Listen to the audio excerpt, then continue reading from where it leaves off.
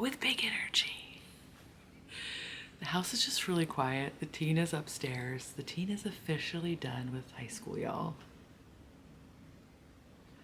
And so just like there's been like that combined with like the solstice, and it's like a very gray day, which I love this time of year. But it just like it feels like it's a little bit to this. Like it feels like that hello might just like shatter something. So just like with that energy, hi! And welcome to the Fat Squirrel Speaks. Today is Tuesday, December 14th, and I am Amy Beth, also known as the Fat Squirrel on Ravelry and the Fat SQRRL on Instagram. Okay, so I just want to pop in before we get too far into the episode and say thank you. The rest of the episode is going to have some lighting wonkiness. I wanted to like be in this setup, and I wanted to like have this feeling that I needed at this moment. Like I needed this thing to happen, and it took me about 3/4 of the episode to figure out that I could play with the lighting in a slightly different way that might work better. However, I appreciate that you will allow me to release something that is imperfect.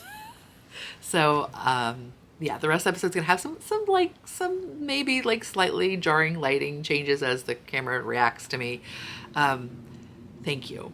Thank you for letting me experiment, and yeah.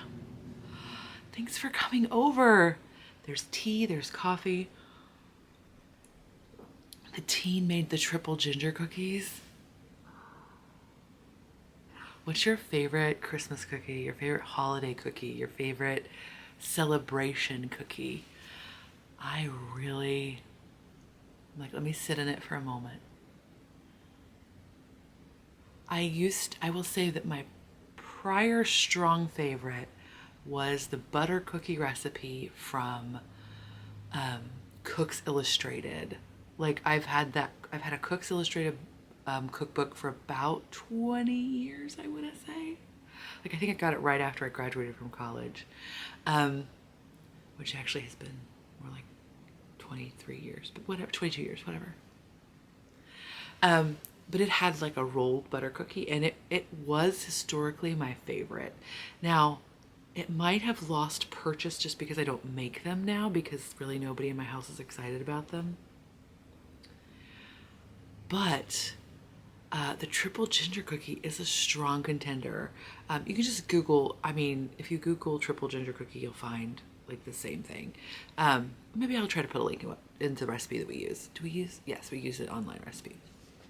I think Cook's Illustrated though does have one, because I remember buying like little tins, or I don't know if they're not really tins, but like little cylindrical containers of the Ginger People's candied ginger. Oh no, that's what it was. Okay, that's what it was. Because I was like, I had a recipe before, like I had easy access to the internet. Okay, Ginger People, which has the cute little illustrations of the ginger roots. They, on their can of crystallized ginger, used to have a recipe for triple ginger cookies, and they were just like basically a molasses cookie that you use candied or crystallized ginger for, that you use fresh and dried ginger, and they are so delicious. Like the ginger just makes the butter feel so velvety and like lush, like because so like the ginger is the ginger molasses like spice profile is like the strong note, right? But again, like the butter just plays this like beautiful like pillowing support role. Cookie thoughts from a fat lady. That should just be a whole podcast, y'all. Eating delicious food from a fat lady. Anyway, so like the butter just like provides this like satiny, like no, not satiny, like velvety pillow for the ginger and the molasses flavors. But then like you have like, so they're just like a soft, smooth cookie. It's not a snappy cookie. I guess you could just make it snappy if you wanted, if you prefer a snap. But then it has the like little, you cut up the crystallized ginger, so it has just these like little like pockets. Like it's like how the McGriddle must have been theorize, right? Like these just like little pockets. They're not molten. They're not like liquidy. Like it's not like engineered to be magnificent. But they're just like a different texture and a different intensity of flavor, and like, oh, it's just lovely. Anyway, so I think from that description they might be my favorite. I don't know what I'm talking about. But what's your favorite celebration cookie? Oh my gosh, we need a cookie exchange, y'all. Why don't we live in a knitter's commune? I'm telling you, we could just have like, what? Could we have communal stash? Ooh, this might be contentious. Like that would be intense. Like we would really have to, there might be like a blood oath involved. I don't know. Like I'm just serious. Actually the stash commitment actually probably supersedes blood oath. Like if we could actually like communally have stash, and like, because I was like, maybe you could have like a small curated selection of your most precious, but how would we make that line? But also, like, I was just watching Fiber Trek's Turning of the Year. If you're not watching it, I highly recommend it. And like actually like a back episode popped in, like as like YouTube will just like feed in an episode after one episode is done, and she was talking about making a shawl from the Mancholopi, which I love that yarn so much. But she was talking about like trying to decide. She had several unspun yarns that she could choose from, and she had this like little yarn, unspun yarn baby, like this little like perfect parcel of 600 grams of this like unspun yarn with like, I believe like a cloth tie around it, like, and she was talking about how she just, not just, that she uses it almost like a talisman, or like a, just, it's like, it is an object in and of itself. Like it has potential to be something else, but like the energy I got was that like its current state is perfection in its current state. Like it doesn't have to become something else. Like, yes, that potential is there, but in this moment it is perfectly content in her life just as this object that she can look at, that she can touch, that she can smell. And I was just like, yes. Yes. I was like, maybe this is how people feel about the shoes that they like, you know, like the people, like, because I often say like, I collect her, but I don't collect shoes or anything, you know what I mean? Like, I was like, maybe this is how they feel. Like, it doesn't even matter if I wear all the shoes. Like, it's just like this, like, energy coalesce in matter. Like, somehow the energy in this matter is like in a transitory state, like where it is both a solid thing, but like it has this energy field around it that I can experience, that is really like the power of it at this moment. So I don't know. Sorry. Thanks for being patient with me as I talk about silly stuff about energy fields around yarn. Whenever they exist. Einstein said so. So yeah, this episode is gonna have some stuff. It's gonna have spinning, it's gonna have knitting, it's gonna have Christmas countdown, it's gonna have, I'm gonna try to pop in, like a la Fiber Trek, I'm gonna try to pop in some, I'm experimenting. So thank you for being patient with me. Please feel free to offer your opinion about whether that's something that you enjoy, whether it's not something you enjoy, what you think could be better, what you could do without, whatever. Feel free to put that in the YouTube comments. I would love to hear from you. It's just, I don't know, like I think it's like this time of year where things start to slow down for me a little bit. Like, I become a little bit more reflective, and I'm trying to like figure out like how I want to move forward with things. Like I'm definitely me, and like there will be more hellos in the future, and there will always be manic nonsense, like there will always be parenthetical thought processes that I will then maybe track back, but also like trying to figure out how to balance my outward energy with and then like the inward energy that I use to sort of balance that. But like I feel like sometimes with easy access to very easily digested or easily consumed media, that sometimes like there is no processing in here. Like it just, the media comes in and then flows, like, and then some sort of energy flows out, but I'm not always conscious of how I am actually transforming, like how I am present in that process. So I think one of the ways I can try to be a little bit less, like, I enjoy high energy. Like I enjoy like the frenetic, like I do really enjoy that. So I don't want to like lose that at all. But sometimes that feels like too much. Like it feels like there's not enough grounding in it. And like, it's one thing to be like on the tether and like swinging around. It's another thing to kind of feel like you're not tethered. And like just your energy flow is just like too chaotic. So I'm trying to like in this like quieter time of the year, I'm trying to pay a little bit more attention to that, like, and try to be a little bit more conscious of stuff that I am taking in, and how much I'm putting out, like how much I'm putting out, and like what the compulsion to put out is, and like metering that, and like just trying to figure it out a little bit, you know. And I also give myself permission to totally forget that I was interested in trying to think about that in like a month. So that's also fine.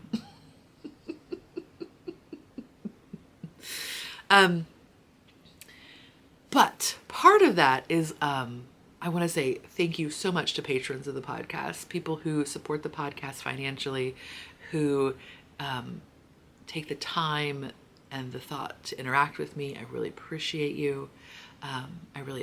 I just appreciate so much of the hands I feel, right? Like a hand on the back, I feel. So I want to say thank you to everyone who has offered a hand on the back in whatever way that has been. And yeah, just to try to like figure out how to go forward and yeah, just, yeah. Okay, that's enough. Measuring how much of the internal needs to be external is a big part of that. And I will make mistakes, so thank you. So, this last couple of weeks has been lots of making, not as much knitting, even though I am knitting. Let's see, how should we talk? Have there been any? I mean, there have been so many shenanigans in a quiet voice. My husband and I went to Nashville, Indiana, which is just like a little arts and crafts sort of town. And we did another German Christmas market, which again was too loud. Thank you for so many of you who are like, yeah, no, that's just a hallmark of the German Christmas market is it's too loud. That's on brand. I'm like, oh, I didn't realize that. I thought it was just like charming and full of wooden Christmas pyramids.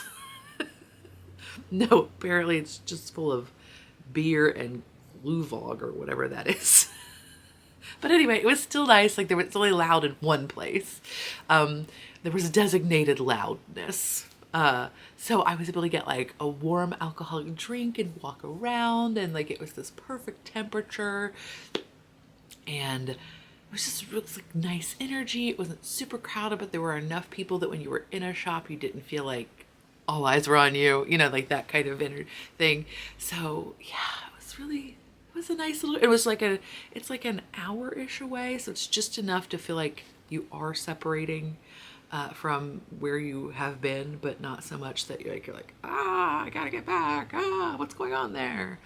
So that was really nice. Had friends over for our lady crafting day, was super nice. Not all of my lady friends are crafters. Actually, most of my lady friends are definitely crafters, but there are a few outliers. So it's just nice to have them over and just like have sort of like I love board games because they provide structure for socialization. I mean, I also just I just enjoy board games, but I enjoy having like a point to socialization. Again, this is just me and my brain. I enjoy there to be some sort of like structure, some sort of beginning, middle, and end to like a social activity. It takes a lot of the like anxiety out of it for me. So like having a little crafting thing was very similar, and that like, we could do it at home. Like we just hung out at my house around the dining room table. Like we often chat around the table. And like we just like had like, another friend brought what she was working on. I was working on something, but we also had like extra stuff in case our non-craftier friend wanted to dip in to do something else. It was just like a really nice thing. And like, I don't know, it was really pleasant. So like that was a nice, inexpensive. I made minestrone, or I actually ended up making pasta visual soup, which was delicious.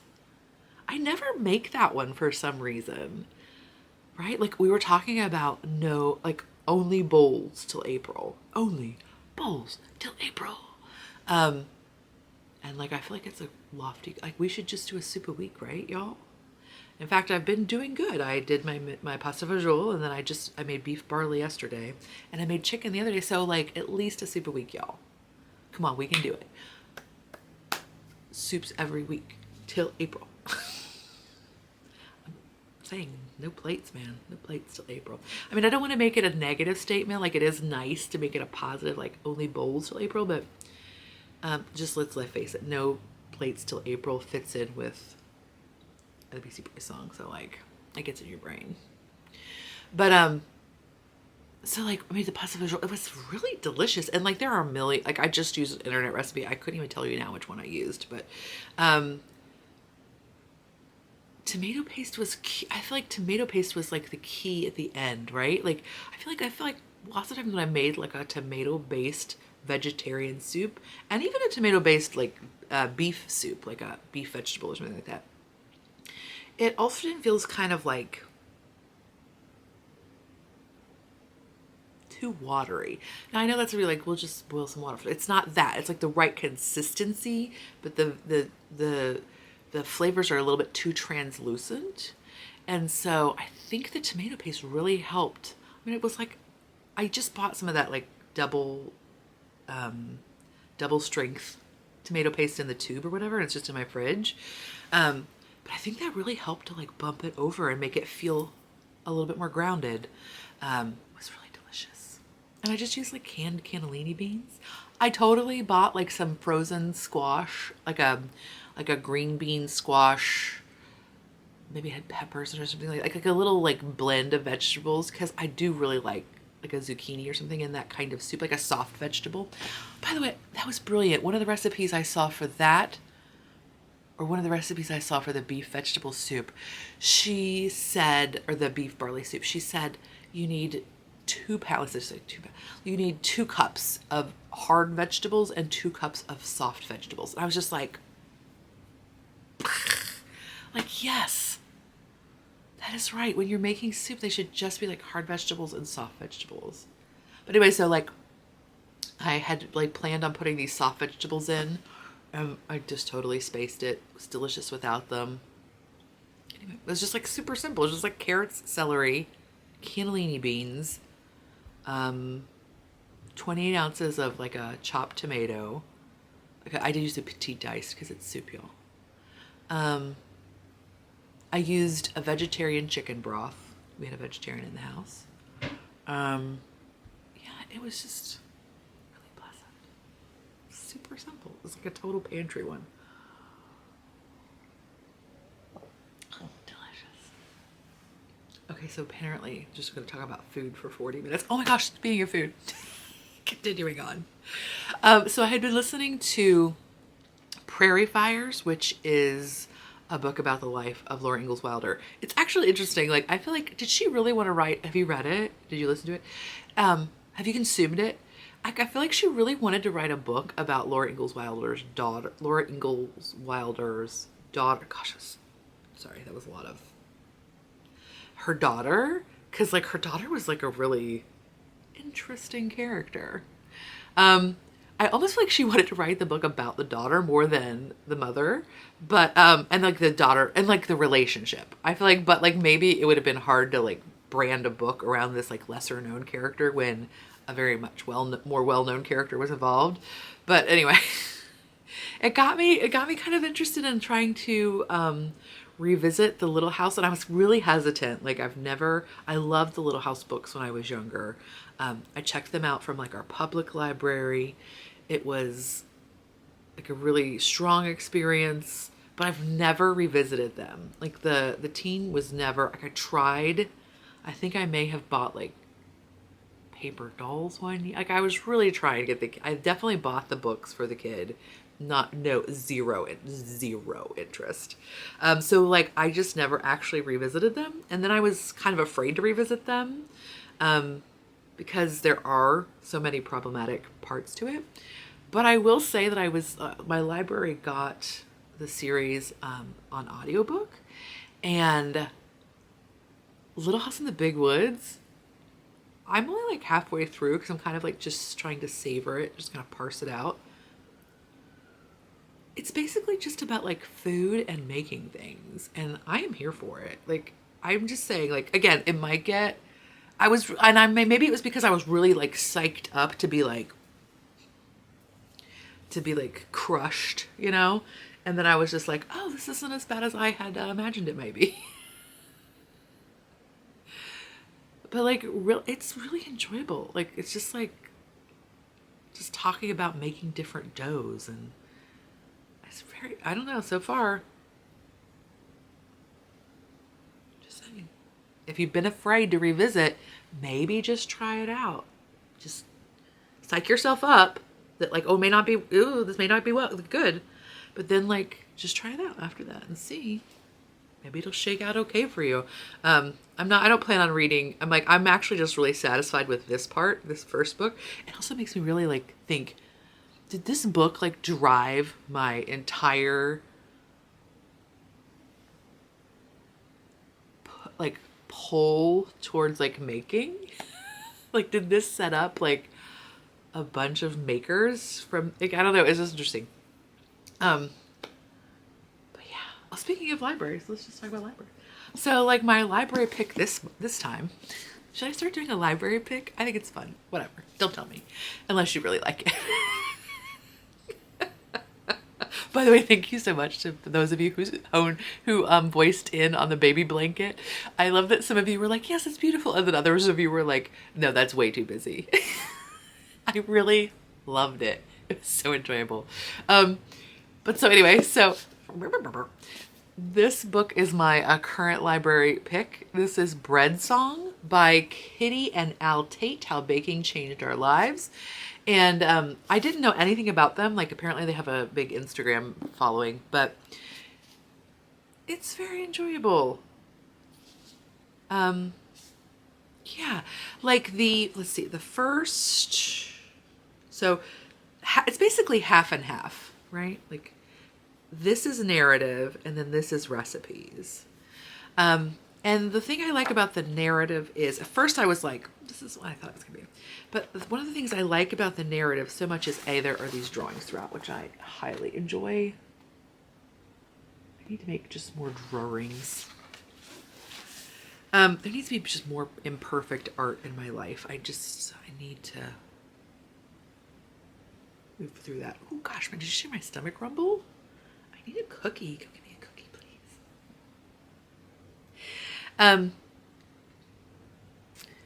So one of the things I really like about it though is that it is split. Like I would have loved it to have been all from the teenager or for the young person's point of view, but it is at least split. Like he does a chapter and then I don't even know. It's like a very short chapter, but he does a chapter, she does a chapter. So her voice it's in her own voice, which I really appreciate. It's having a teenager. It feels like own voices, right? Like I want to hear more from them directly. It feels like we talk about them a lot, but maybe not talk with them. Do you know what I mean? Like there was a This American Life episode on it not too long ago that was all about like teenagers and like mask wars and gun violence and like all of this stuff. It feels like we talk a lot about teenagers, or we talk a lot about young people, but we don't always. I feel like very frequently don't hear their voices. So bread song by Kitty and Al Tate, and it has lots of fun recipes too for overnight breads, which are my favorites, well, or some of my favorites.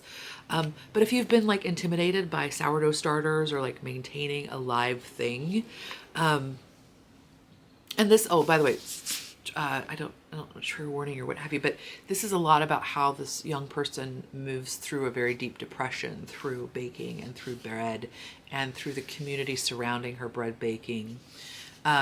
And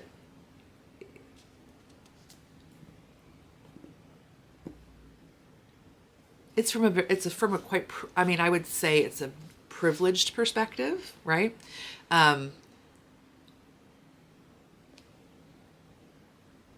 Period.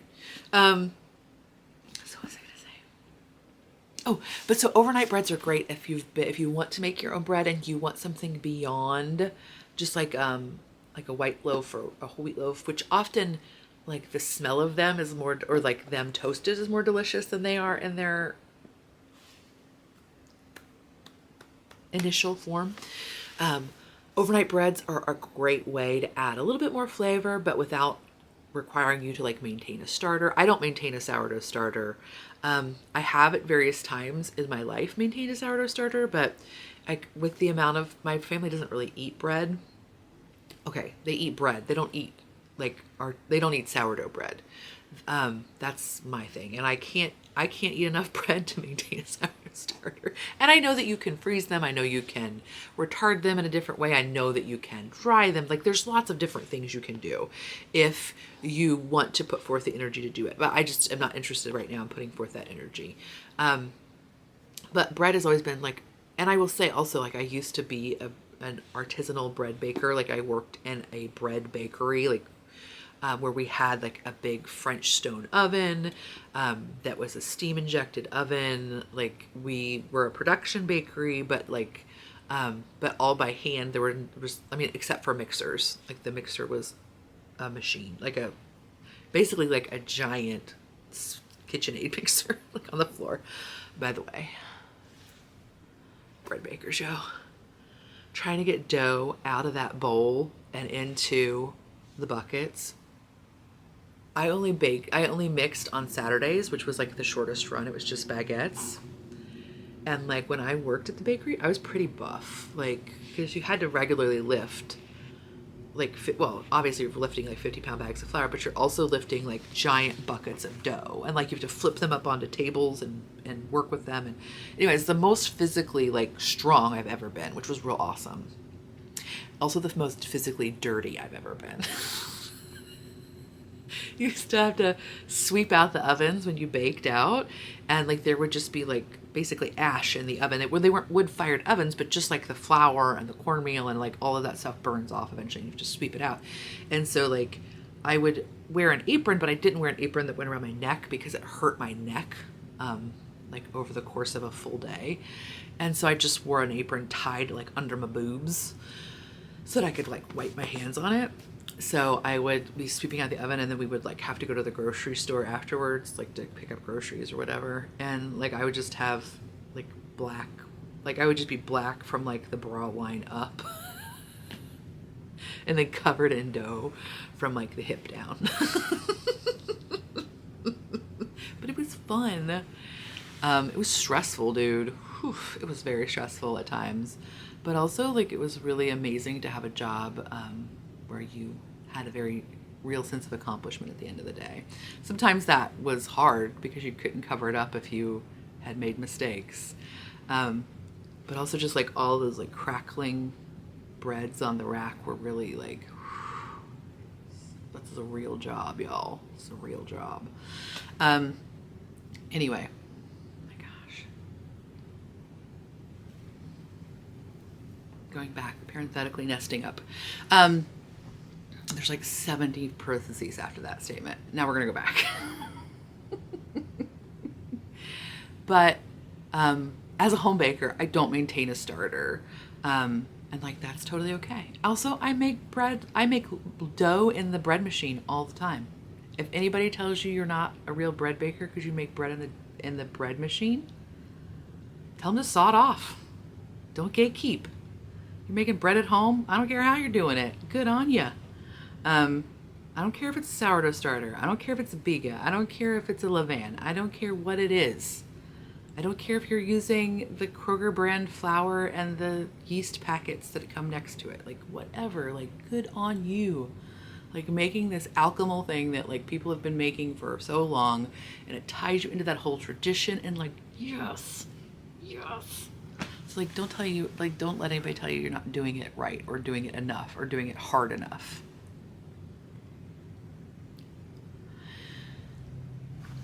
That being said, so like an overnight dough is a really great way to get a little bit more flavor, to get a slightly more like artisan kind of feel. You get a little bit more crust, like an interesting crust, especially if you happen to have a Dutch oven. I use a cheap Lodge, cheap, but I mean, I don't know how much they are now, but like when I bought it, it was like $25 or something. I don't use an enameled Dutch oven to bake my bread in because the enamel cracks way too easily. I just use a Lodge Dutch oven, and it makes a lovely bread for the amount of energy and time I'm willing to invest in it. So anyway, pretzel. I haven't tried her comfort. She has something called her comfort loaf, which is basically a white overnight loaf with Marmite in it, just a little bit of Marmite. And I'm like, oh, I need to try that, but I have to wait till I can get to Jungle Gyms or something to get my Marmite.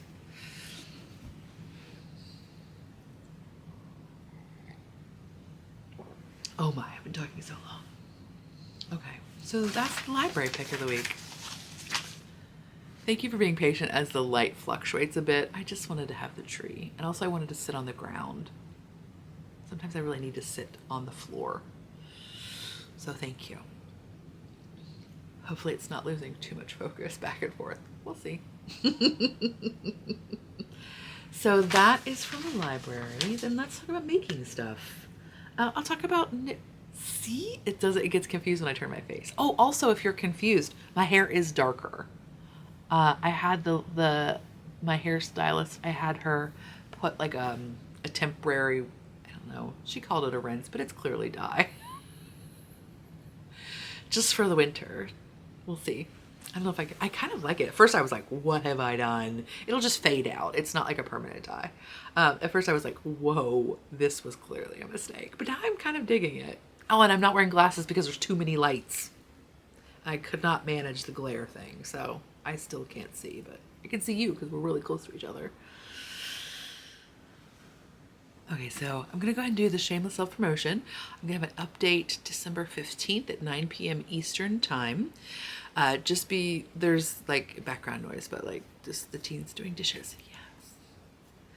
Yes. So yes, December 15th, 9 p.m. Eastern. I'm shipping out of Indianapolis, Indiana.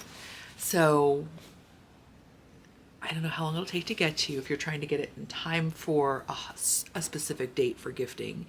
But I will offer like a priority mail upgrade if anybody wants one. So yeah, library bags, all library, all the time. So I'm having my traditional bag.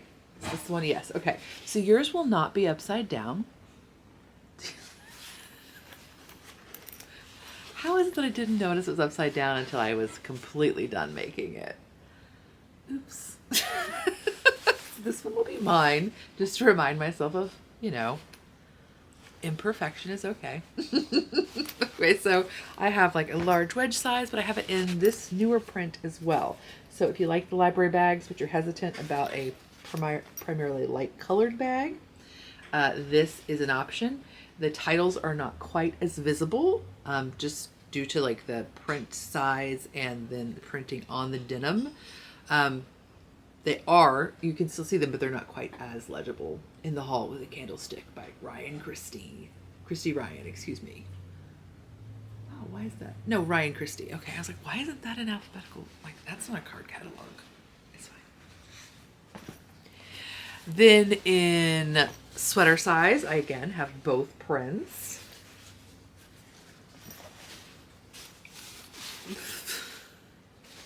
And then in the biggest size, the Aran sweater size, I only have the old fashioned print for me. Old fashioned. My original print. Whatever. The first one I offered. Okay, so again, that'll be December 15th, 9 p.m. Eastern Time, fatsquirrelfibers.com. Knitting. So last time we talked, I'm wearing Stripe Study, which is one of my favorite shawls. It is hand spun in spinach souffle, I believe from Fat Cat Knits Dyer. I'm not 100% sure because it's been a long time. And then Swan Island Sport in ochre, and I love the Swan Island Sport. It is one of my favorite yarns.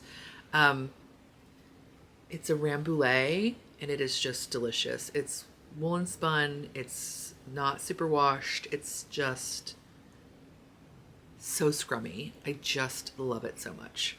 And so some of theirs are like have more modeling effect, but the ochre I think is well, it used to be, I think, not like a kettle dye. Like it used to just be like a straight dye run, but it seems like maybe it's more kettle dyed now. I don't know, but whatever. I still like it. And I really like this shawl. It took a while to get used to it. It's an asymmetrical shawl. It took a while to get used to it, but now it is one of my absolute favorites. It's very, oh no, it's got a hole in it. It needs a mend. So yeah, one of my favorites. You know how I'm going to mend it right now? I'm just literally going to tie the strings that broke because I'm going to forget to do it, and then I'll have a giant hole and I'll be quite sad. So thank you for being patient as I mend my shawl. Some of you are like having a conniption fit because I'm just going to tie a knot in this string. It'll be fine. Just doing my best, doing my best. Hey, yeah, doing my best. My best might not be good enough for you, but that's okay. I have to let my best be good enough for me. That's what's really important. Okay, thank you. Ta-da! See, she's all. She won't fall apart anymore. Guys, can I have this project? Thank you. So I finished, I can't remember if last time we were a block away or if I had actually finished. Or I don't even know what happened last time, but I don't think I showed this to you. This is the Cherry Garcia cowl. Okay. Sorry, just be patient with the camera. This is the Cherry Garcia cowl, but like made extra. So I added several repeats and I added a little bit of a contrast border. And it's by Hello Yarn. And I really thought I was going to go back and take out, this is Knit Picks Snuggle Puff, is that right? They have two blown yarns. They have two yarns that are like a blown tube. One of them is a cotton base and the other one is like an alpaca wool. This is the woolly one. And I kind of felt like it was a little bit, it was super soft, but it was like a little bit too flaccid. Like that's one of the characters, those yarns don't have a ton of body to them because they don't have twist. And so I was like, oh, it's too flappy. But I think once it's on, it actually is totally fine. So yeah, there she is. It's hand spun through the body. It's chunky. It's funky. It's very pleasant. Okay. Then, so that's the only thing I have that's finished. So then I think I showed you, I'll just show you next time. I finished one of my partying it up and getting down socks, which is actually pretty cute. But then I also started on a tube, or worked on a tube. So Bill and Joanna of Knit Spin Farm are having a sock cranking special Sorry, the camera gets confused. Sock cranking special. This is actually her yarn. So the last time I bought her yarn, I had it cranked. And so this is half of a tube of Tarhi fingering. And what I like to do is just, or no, this isn't half. This is a little bit more than half. Yeah, because I was going to make shorties. Oh no, it is half. Dude, that's a big tube, right? So I like to just divide the tube in half, and then I'm working on cuffs, and then I'll divide this in half, and then I'll work on the toes, and then I'll put in the heels. And it's just some contrasting West Yorkshire spinners. So yeah, if you're interested in getting some yarn cranked up for the new year, they're doing a special right now. Bill does the cranking. He does a great job. You can do, I think he does up to like DK, if I'm not mistaken. Could be wrong. But wouldn't it be fun? Because I've been enjoying my countdown calendar so much. Wouldn't it be fun to have like a tube a month for yourself, like a little tube a month countdown? So like maybe some opal or some like commercial yarn that's been like just like languishing in your stash. Treat yourself to not only the socks that will come out of it, but like just also the mental freedom of having it not like if it stresses you out. It doesn't have to stress you out. Hopefully it doesn't stress you out. But like not only to treat yourself to the socks, but then also to treat yourself to just like cleaning up that little dust mite that's in your brain about that yarn that's hanging out. And I was like, you could either do it like a countdown calendar, like where you use like a paper sack and like put them aside, like maybe in your dresser drawer or something, like, and then you get to get one every month. Or you could put them in like one of those over the door shoe thingies or something. Like, you know, there's lots of different things you can do. Take your ideas from all of the countdown calendars that are going around. So there's that. And then, excuse me, I'm having a very active GI day apparently. Just like burping, gurgling. I cast on a sweater from my mama. She commissioned it. So this is the Walesy from Shetland by Marie Wallen. It is a 2-color. Top part is moss stitch, bottom part is Fair Isle or stranded knitting. It's actually, yeah. Dude, warning. I didn't even think to check. This pattern is written interestingly. It is written in pieces from the bottom up, but it is stranded color work. Did you know that that's how that would be written? I was not expecting that. So basically I'm just going to be inspired by this pattern and do it my own way.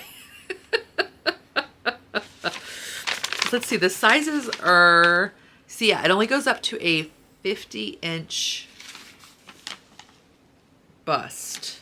Now, I don't think that's not the finished measurement. That is, yeah, that's not the finished measurement. That's the suggested largest size. It actually goes up to a finished 62 inches bust circumference. So, yeah, I'm knitting mine out of Jameson's no, I am not. I'm knitting mine out of Jameson Smith. And I bought cones. So I'm doing this brown color and then like an orangey heather for the color work. And I am using Ann Budd's sweaters from the Top Down book.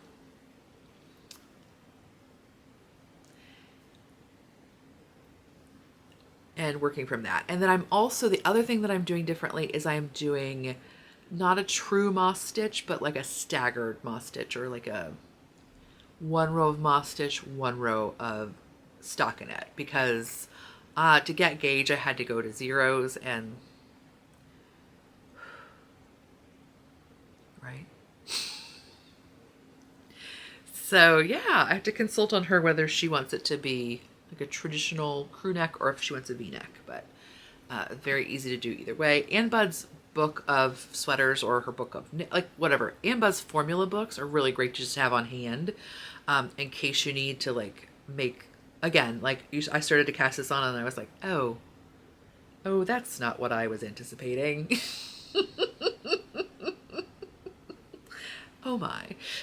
So her books are great to have on hand if you need to make adjustments like that, or like if you find that you're at a different gauge and you're not sure how to proceed, and like they're just a great formula to have on hand. And now they are not, they don't look like a traditional knitting pattern. They're like tables of like, if you have this gauge and you want to make this size, then you cast on this number. So if that's something that freaks you out, then that wouldn't work for you. Maybe just check it out from your library first and see. But yeah, and bud. Thanks, lady. So I think that's all the knitting. Yeah, that's all the knitting. Let's do spinning. So I did, Knit Spin Farm did a bat vent this year. So 24 days of little bats. They look like this, right? So every day you get a little bat and maybe a goodie or maybe a story or maybe a serial story, right? And then what I decided to do is Malia Rhymes with Maria, who has a podcast that is now no longer with us. The podcast, Malia is doing well. But she and Joanna both decided to spindle spin theirs, and I was inspired. So, I am doing that. I am spindle spinning mine. I am not a spindle spinner. Like I feel like I'm a spindle collector, but maybe not a spindle user. I just like to have their energy and mass on hand to enjoy. I thought I brought my spindle over to show you, but apparently I didn't. Gosh. Thank you for letting me do this podcast in front of the tree. I understand that the light changing is quite a bit to deal with, so thank you. Anyway, so I've just been spindle spinning every day. I am not on, I'm behind 2 days, so I'm not caught up.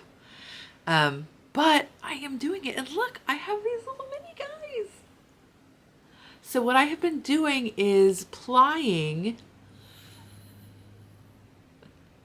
The camera really only wants my face. I have been plying, here, I'll just do this. I've been plying my little guys with leftover mohair silks, whether that's a loft or Southampton or like whatever I happen to have. And so I can just ply them up into little mini skeins right away. In the past, I think the last time she did one, I chain plied, well, the only other time she did one, I think I chain plied my yarn. Somebody else is winding theirs off every day, like after they spin. I don't know if she's wheel spinning or spindle spinning, but she's just winding them onto like a paper towel roll, or you could use a toilet paper roll, or we could use like a mini tennis ball, you can use whatever. She's just winding them off every day so she can like see the colors, and then like she'll decide to ply however she wants. But Joanna was very intentional in trying to make sure that it would work either as a 2-ply where you just plies days 1 through 12, again like with days 13 through 24, that it would still look cohesive and like a thing that was happening intentionally. Anyway, so yay. I don't know what mine's gonna be. Originally I thought I was gonna do whatever. I had like 17 things I was thinking I was gonna do with it, but we'll see what happens. But that's been really enjoyable. It's been enjoyable to not only have something that like is consistent every day. It's been great to use a spindle that I've been like, oh, I love these spindles and they're beautiful, but sometimes I don't allow myself to feel at peace with owning them because I don't use them as much as I want to, as much as I think I should. That's something I just need to work on. It's okay to have them and not use them and just enjoy them. That's okay. But yeah, so it's just been a really lovely experience. So I've been doing that as my countdown, and then I also have the puzzle countdown where each day I get like a chunk of a 1,000-piece puzzle, and that's been so enjoyable. Oh, I think I have film of it. I'll put it in here. Bazam!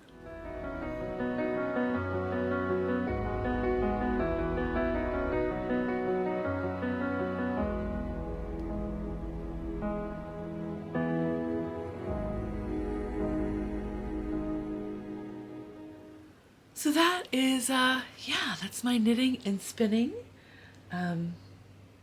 I have, okay, so then I just have some sewing to share with you. I'll show you this first. So last time I talked a little bit about, I was making a sawtooth star quilt, which I thought was going to be for my coffee table.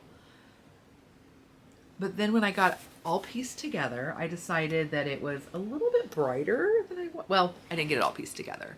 I got it like 2/3 of the way pieced together, and then decided that maybe it was a little bit too bright for my table. So I kind of pivoted, and I'm making a tree skirt now. So instead of making it rectangular, I just made it square. I actually ended up using less squares than I needed, just by a few. So I have a few extra squares. But yeah, so here she is. I just quilted it in a 1x1 grid, which is imperfect, 100%. I'm not a perfect quilter.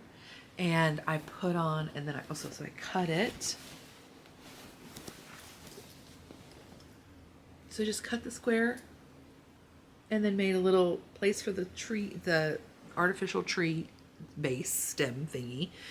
And yeah, I'm just sewing on my binding right now. So I'm not done with my binding, but I'm working on that. I thought about doing a PC binding, like a scrappy binding, but decided that maybe, again, I was a little bit like, well, that's a little bright for me. So maybe I should not make a scrappy binding.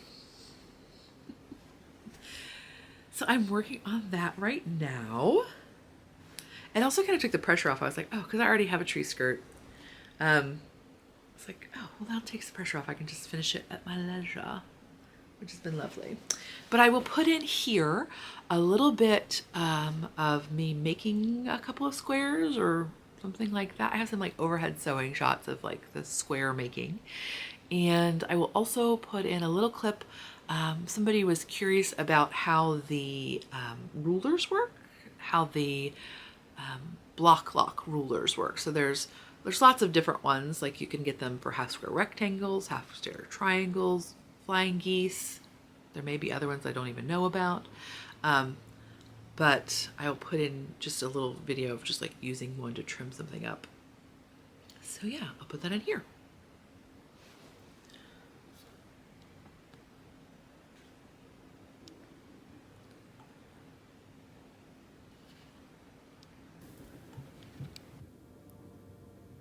So one of the things I like to do when I am assembling a block, so this block consists of 4 flying geese, 4 half square triangles, and then and a square in the middle, is that I like to lay them out next to my space so that I don't get confused about like which edge gets sewn to which edge.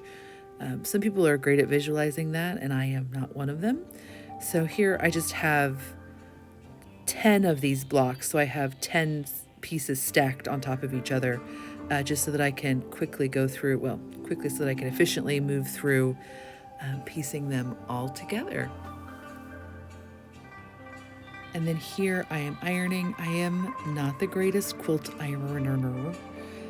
You're not supposed to use seam, you're supposed to only press and not stretch, and I tend to use steam and stretch. I try to be mindful, but I am not successful much of the time.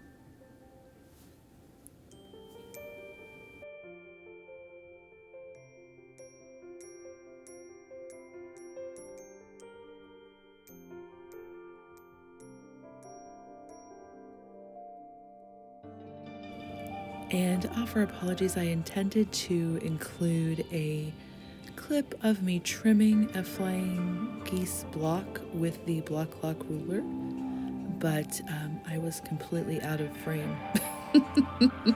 And so in the interest of my time right now, I will hold off and put that in the next podcast.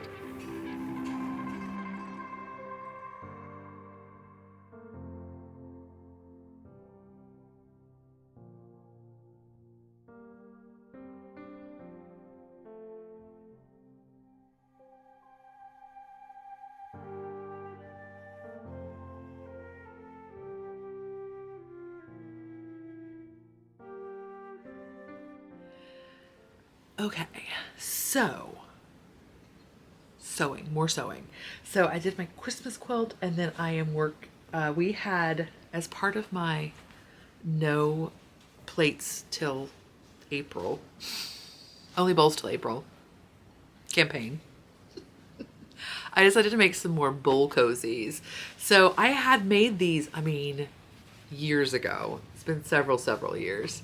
And just used an online tutorial where they suggested using a 9-inch square of fabric, but they've just never been quite robust enough for my liking. They totally work, but I wanted more substantial ones. So I found a suggestion to use anywhere from 10.5 to 11.5 inch squares of fabric, and I made some more.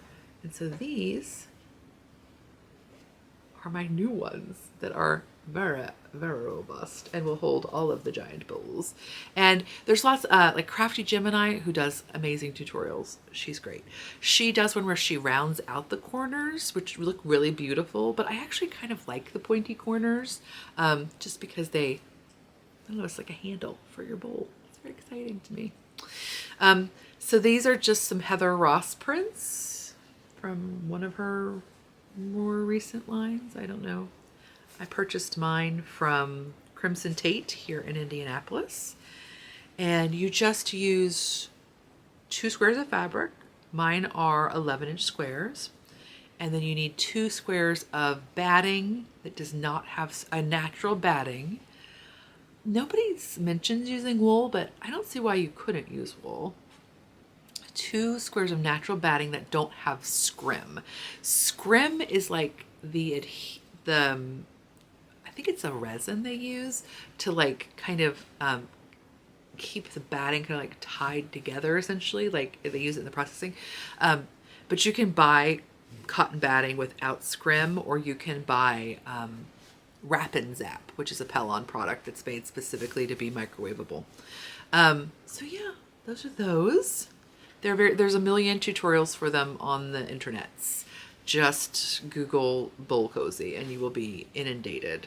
But yeah, and then the only difference that I do, or the other thing that I do differently also, is that most of the tutorials just have you quilt one piece of fabric to one piece of batting, and then you kind of sew them together.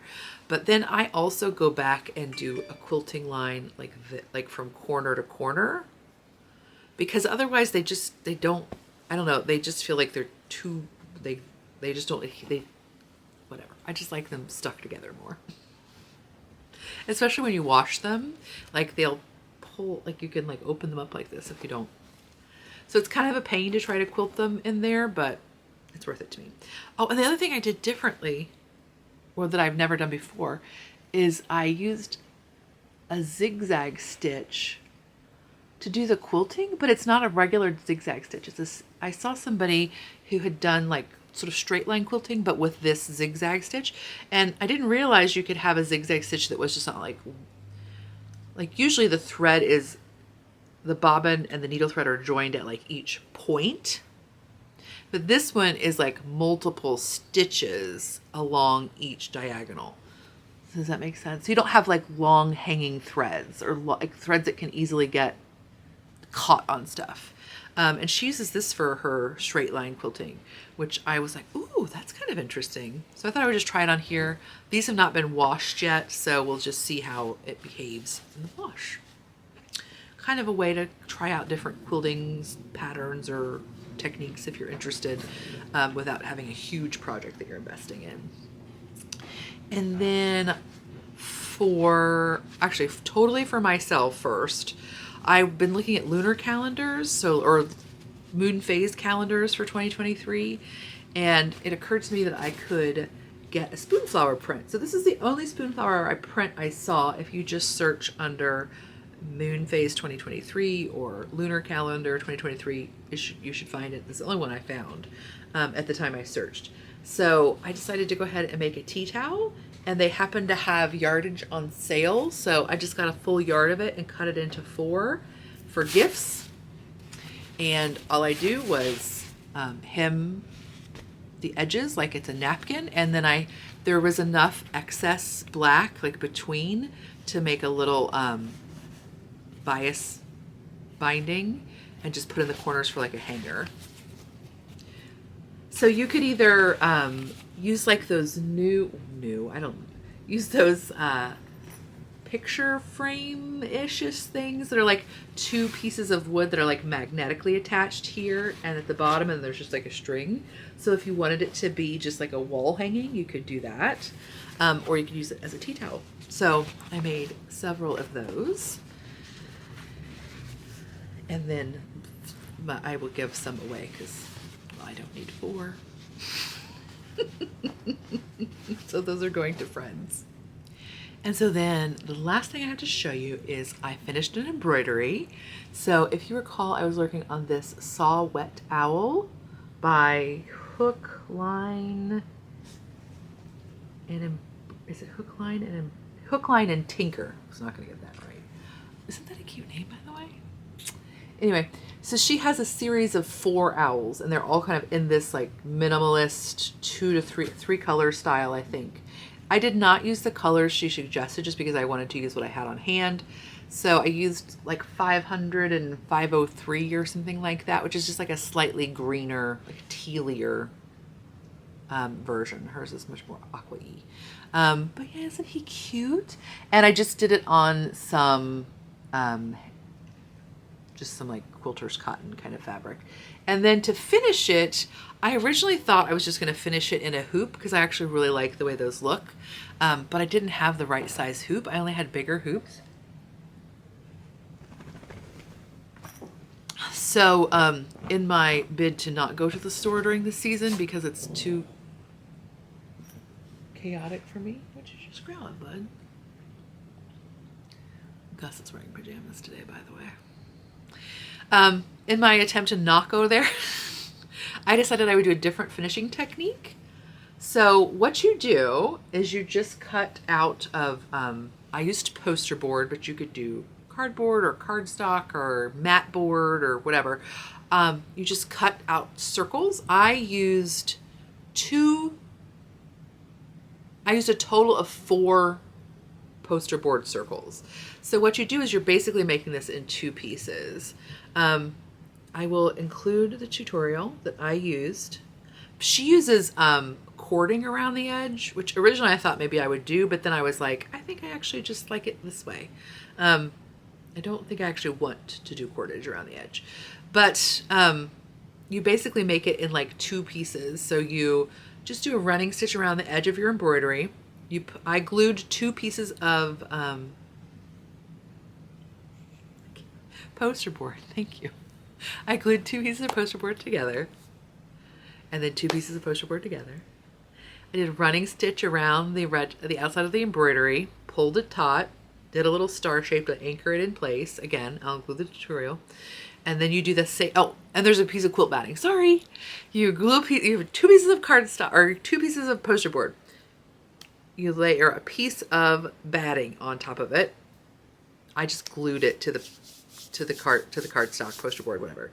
Glued it on there, trimmed out the circle shape, put the stitchery on top, stitched it, like did the running stitch, pulled it taut, like gathered it out, and then you just smash the 2 pieces together. I just put quilter clips around the edge, like wonder clips, and then just like whip stitched it together around.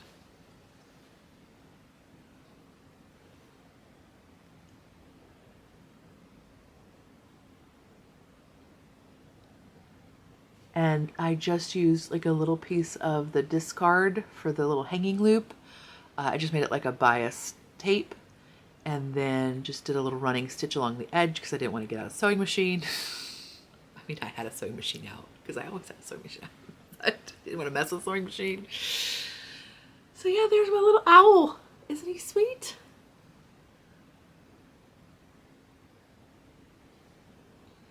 I'm very pleased with him. Oh, and I forgot totally, like, okay, Gus, what are you trying to guard from Annie? He's being very Pekinese lately. He's being very like territorial and rude. Don't be rude, man. I know it's my fault. I'm not a good dog owner. What was I saying? Oh, so the little outline around his beak right there in the gold, I forgot to do until I had stitched everything together. So then I just actually did it on the floor. Just kind of like put the end out here. Like I did a little double stitching to try to anchor it so I wouldn't have to tie a knot, and then did a little outline, and then it's not like it's a piece of clothing where it's going to be getting hardware, but it still made me a little nervous. Anyways, it's sweet, right? Totally sweet. So, okay, I think that's all. Oh, now Annie wants to play. Good, I've timed this well for you. Okay, so that's all for today.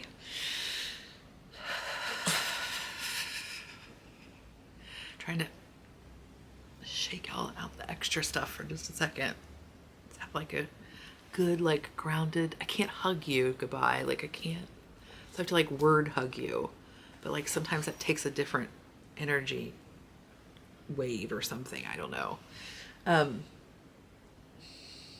Gus is off camera doing this. It's not helping. It's not helping, Gus. Anyway, to my fellow fats.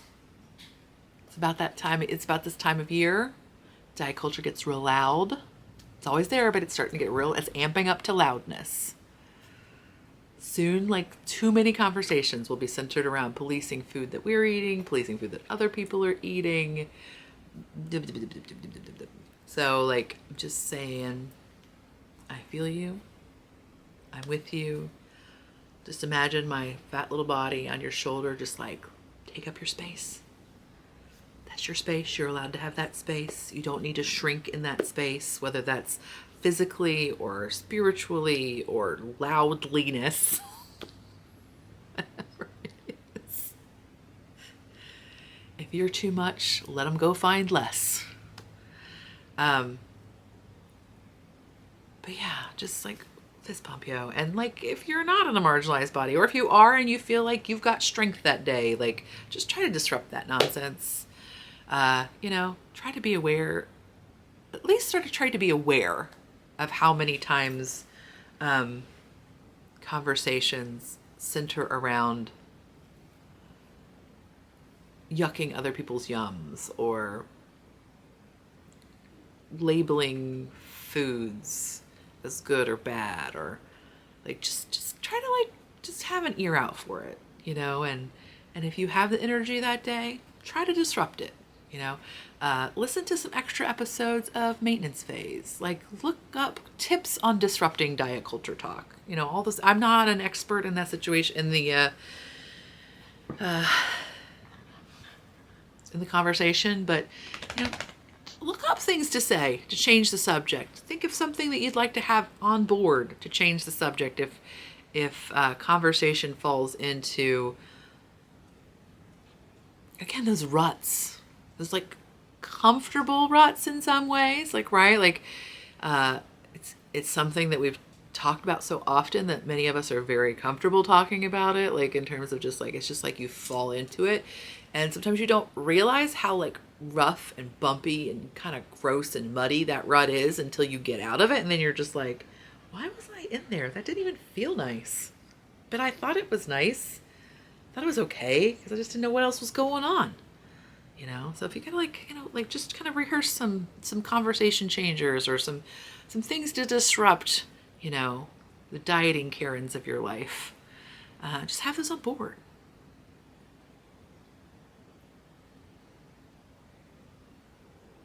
Watch out for your fat friends. Yeah. We're transitioning. It's almost solstice. We're going to have a new moon right around solstice, right? That's all that good, like, ooh, intention setting and like, just like all the good stuff is just like feeling like it's right there.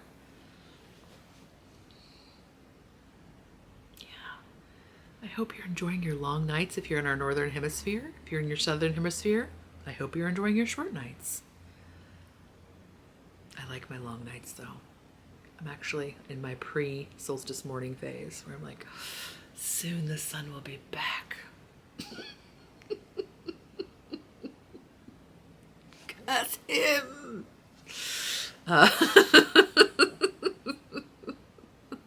But yeah, so yeah, okay. enjoy some lights, be mindful of the solstice, look up some fun things to do to mark the longest night. One of our parks has done a lantern walk. So like on the longest night, they have it's around a reservoir. So like a lot that night they'll have people walk with lanterns or flashlights or whatever, like a light of some sort. And that's a really lovely tradition. You can do that at home. It doesn't have to be with a group of people or at a park or whatever, you know, but just like light a candle. Be appreciative of the dark and its transitions, I would say. You know what? That's what I'm going to try to do. I didn't mean to frame that like you should do it. That's what I'm going to try to do. If that sounds appealing to you, dip in. If not, also totally fine. It's weird to just have a one voice conversation with y'all. I know I get to have it like later on, and like sometimes I feel your energy while we're doing this, but like sometimes I do need to be reminded that like I am not in a pulpit. Right? Like but like this format is kind of weird and lectury. There are things, man. My dog's being rude to my good dog. Rude dog? You're being rude to the good dog. Anyway, I will talk to you in a few weeks. I'll talk to you before the new year. I'll see you soon.